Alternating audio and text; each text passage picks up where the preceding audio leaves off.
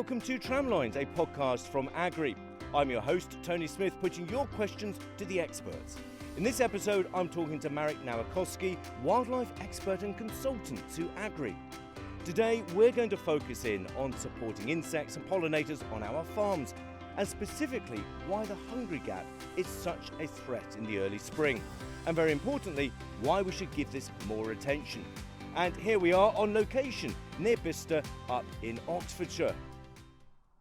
So, good afternoon, Marek. Hi, Tony. Hi there, and it's great to be with you again on Tramlines podcast. So, please remind us, actually, what is the hungry gap? The hungry gap, it's an often overlooked event. Something round middle of March, early March to late April, early May, when the insects that have come out of hibernation in that time rely almost exclusively on what I call the flowers for free. Things like cow parsley, red dead nettle, ground ivy, etc. The trees and shrubs, again, that often get overlooked. And all this comes for free. The hungry gap is a period of time where the flowers the farmer has sown in various schemes, or because he wants to, don't yet come into being. They're going to come in May and then through the rest of the season. So this hungry gap, it's as simple as if you come out of hibernation and there is no food, at the end of the day, you're going to die. And all the flowers in the world that then come into flower after you've gone, really, they're not necessary. The event has been and gone.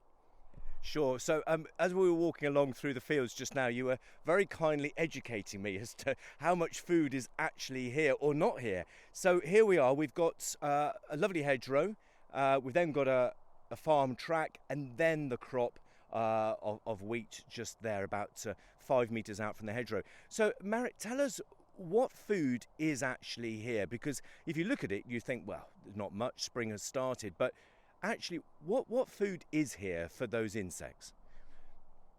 If we try and make it easier to the listener, if we think of this a bit as a dartboard, we've got the outside ring of the dartboard is the hedge, and then we come down to, if you like, the double numbers, which is the base of the hedge. And then this farm has a very clear advantage in the sense that it has a track, and then, as you say, the crop starts 5 metres away. Now that has taken all the pressure off the hedge and the base of the hedge, which is what makes this farm so rich in wildlife, because it's given nature that space. Oh, hold on, Marek has just stopped talking because he has seen the flight of a bumblebee. Bumblebee. That will be a queen.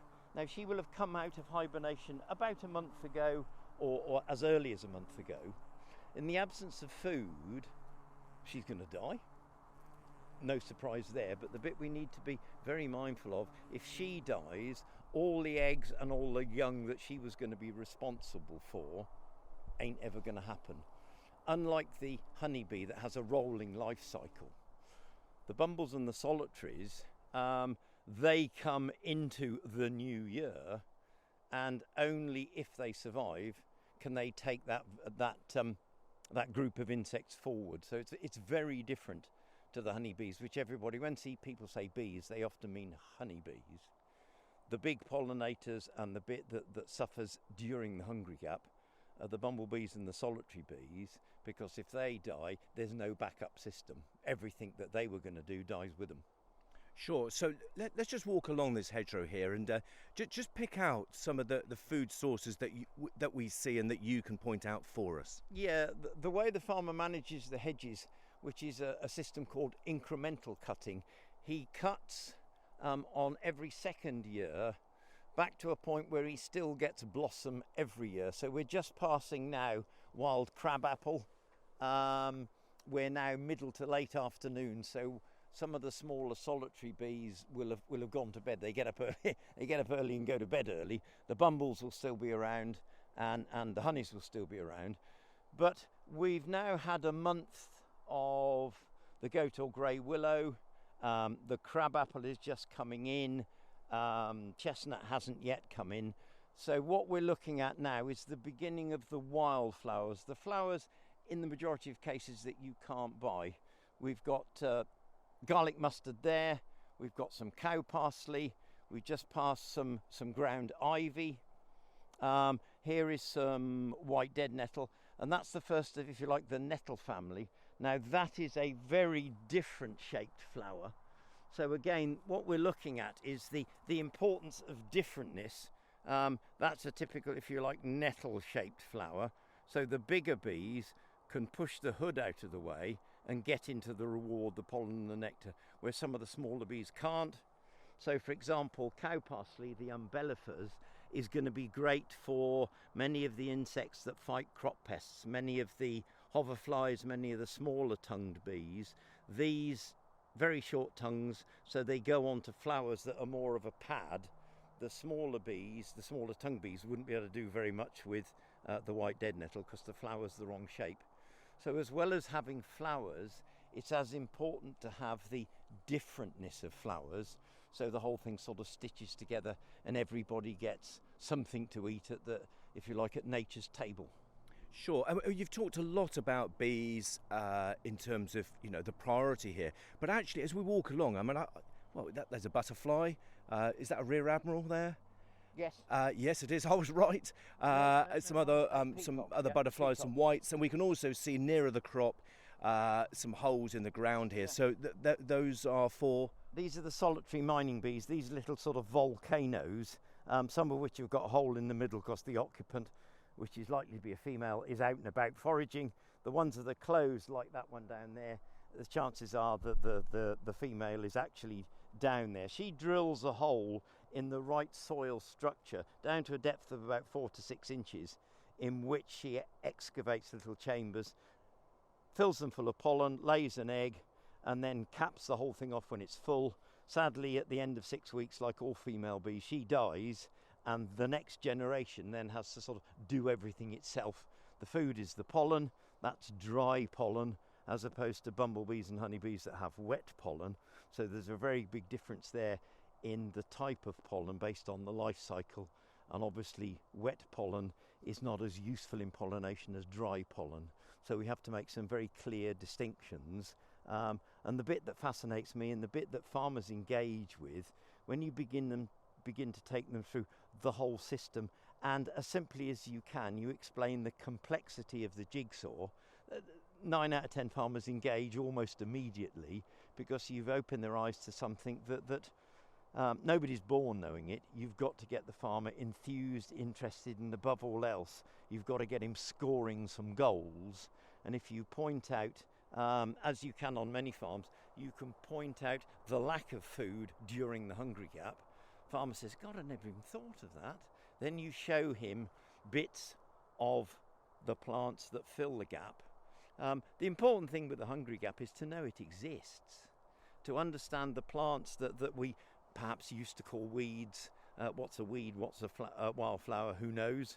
But at the base of the hedge, we can see where we're standing 5 or 6 different flowering plants, most of which you can't buy.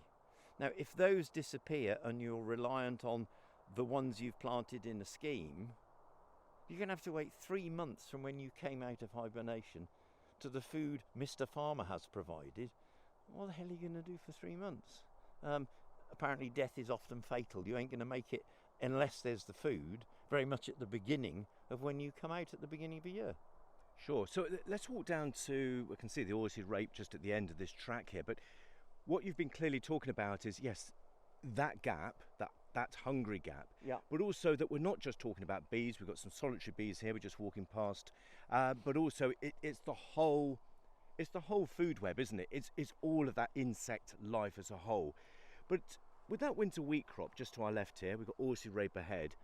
And all the dandelions sitting on the edge. And all the dandelions, yeah, which you would otherwise call weeds. Look, cowslip. Cowslip. So we've got loads There's here. The ground ivy.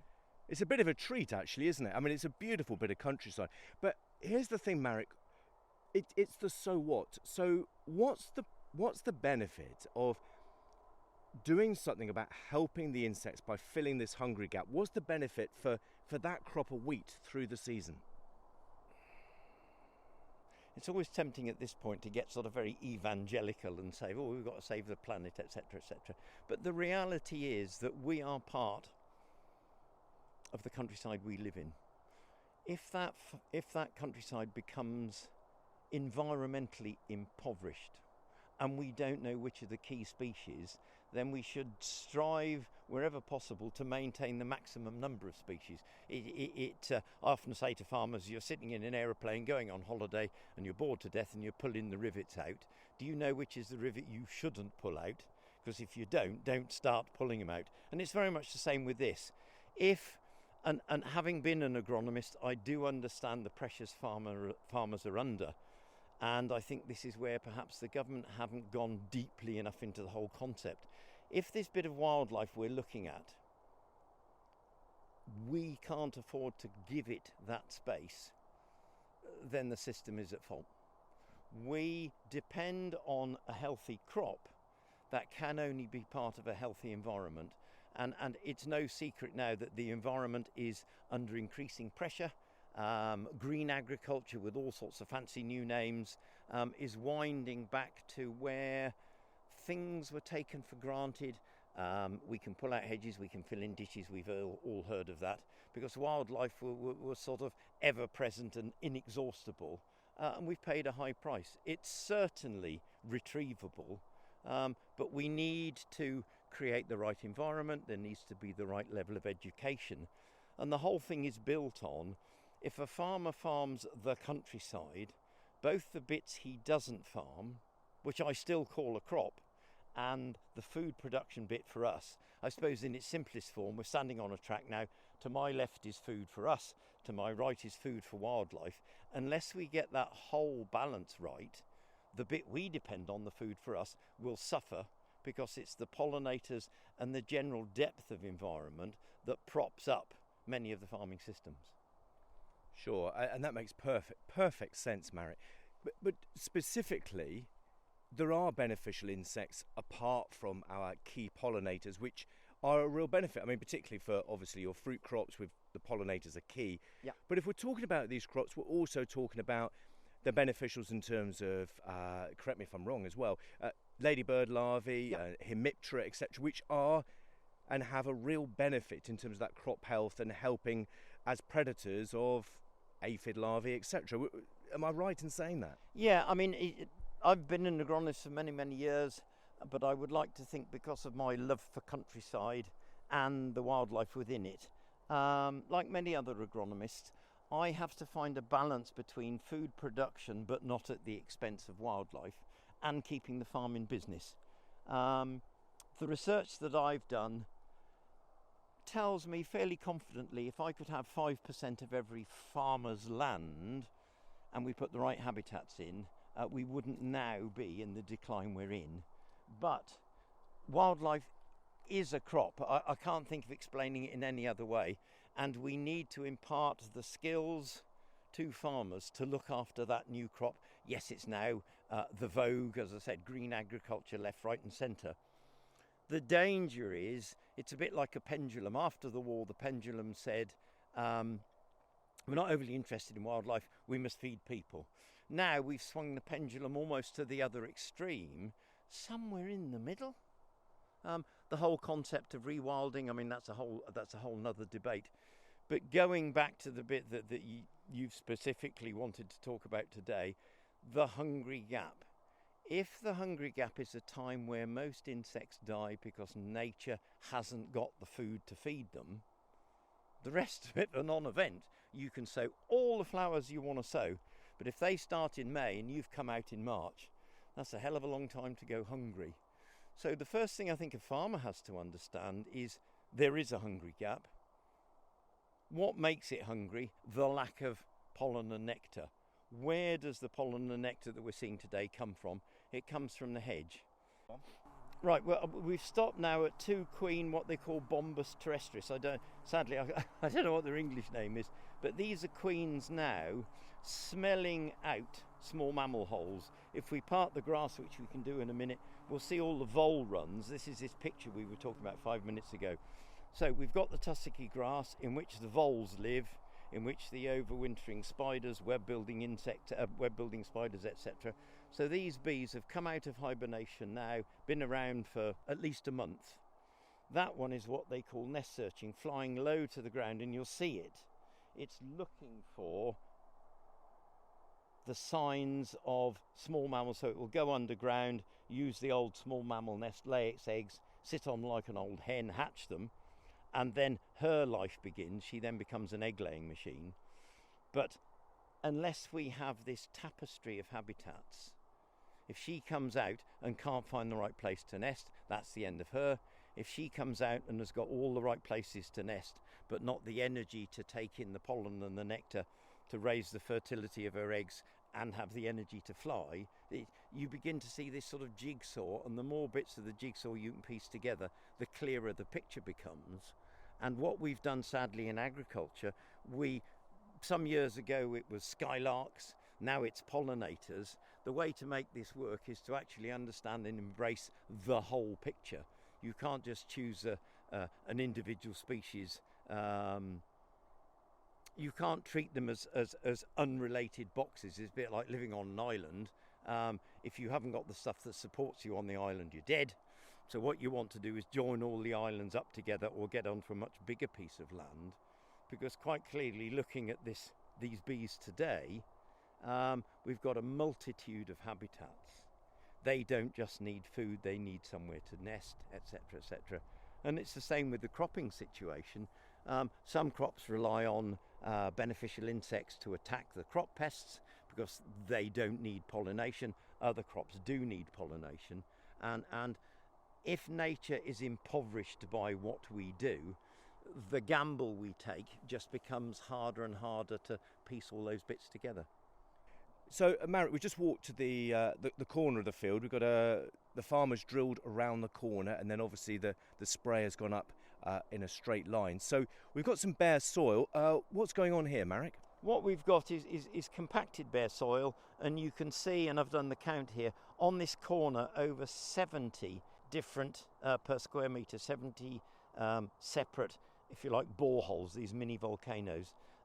This belongs to a bee called Laserglossum malacurum. What's the big deal about that?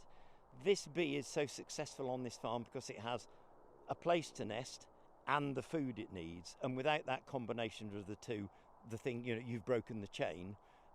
It's a solitary bee, therefore it moves dry pollen, and dry pollen is far more effective in pollination than the moistened or wet pollen. So what we've created is the right habitat for the right bee, and we filled the hungry gap. So we've now pieced all the jigsaw pieces together. So thinking specifically about the hungry gap then, Marek, so what would be your call to action for growers and farmers, wherever they are, in terms of what difference can they make? Crikey. I suppose first and foremost, know it exists. Because if you don't know it exists, you can't do anything about it. Having understood or having been told what the hungry gap is, then walk around your farm during the hungry gap and see what you've got in flower, and then, if you like, fill in those gaps. So my hedges are all blackthorn, my hedges are all hawthorn.